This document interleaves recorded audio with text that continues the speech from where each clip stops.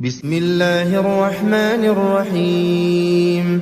تبارك الذي بيده الملك وهو على كل شيء قدير، الذي خلق الموت والحياة ليبلوكم أيكم أحسن عملا وهو العزيز الغفور، الذي خلق 7 سماوات طباقا ما ترى في خلق الرحمن من تفاوت فارجع البصر هل ترى من فطور ثم ارجع البصر كرتين ينقلب إليك البصر خاسئا وهو حسير، ولقد زينا السماء الدنيا بمصابيح وجعلناها رجوما للشياطين وأعتدنا لهم عذاب السعير، وللذين كفروا بربهم عذاب جهنم وبئس المصير. إذا ألقوا فيها سمعوا لها شهيقا وهي تفور تكاد تميز من الغيظ كلما ألقي فيها فوج سألهم خزنتها ألم يأتكم نذير؟ قالوا بلى قد جاءنا نذير فكذبنا وقلنا ما نزل الله من شيء إن أنتم إلا في ضلال كبير.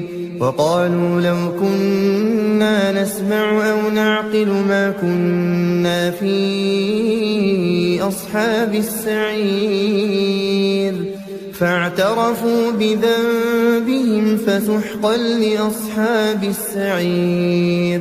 إن الذين يخشون ربهم بالغيب لهم مغفرة وأجر كبير. وأسروا قولكم أو اجهروا به إنه عليم بذات الصدور. ألا يعلم من خلق وهو اللطيف الخبير. هو الذي جعل لكم الأرض ذلولا فامشوا في مناكبها وكلوا من رزقه وإليه النشور.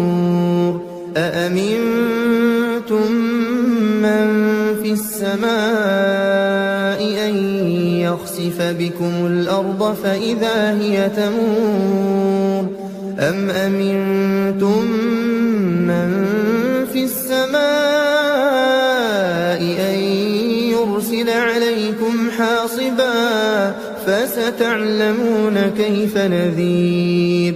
ولقد كذب الذين من قبلهم فكيف كان نكير. أولم يروا إلى الطير فوقهم صافات ويقبضن ما يمسكهن إلا الرحمن إنه بكل شيء بصير.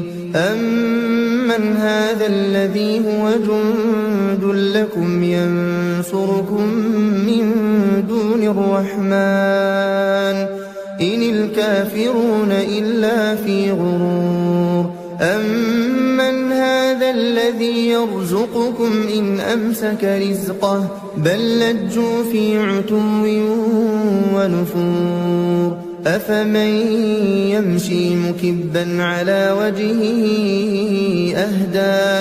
أهدى أمن يمشي سويا على صراط مستقيم. قل هو الذي أنشأكم وجعل لكم السمع والأبصار والأفئدة قليلا ما تشكرون.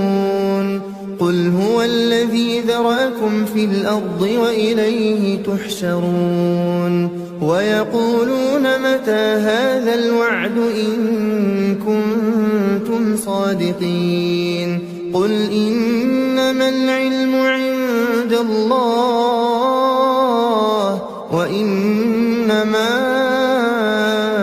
أنا نذير مبين فلما رأوه زلفة سيئت وجوه الذين كفروا وقيل هذا الذي كنتم به تدعون قل أرأيتم إن أهلكني الله ومن معي أو رحمنا فمن يجير الكافرين من عذاب أليم قل هو الرحمن آمنا به وعليه توكلنا فستعلمون من هو في ضلال مبين قل أرأيتم إن أصبح ماؤكم